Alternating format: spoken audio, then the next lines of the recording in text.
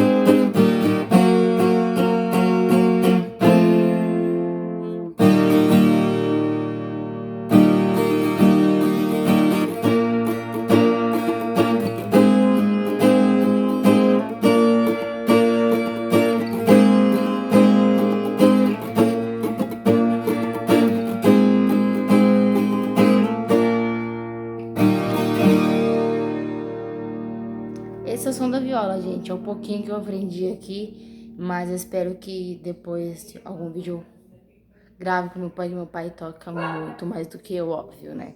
Então é isso aí, galerinha.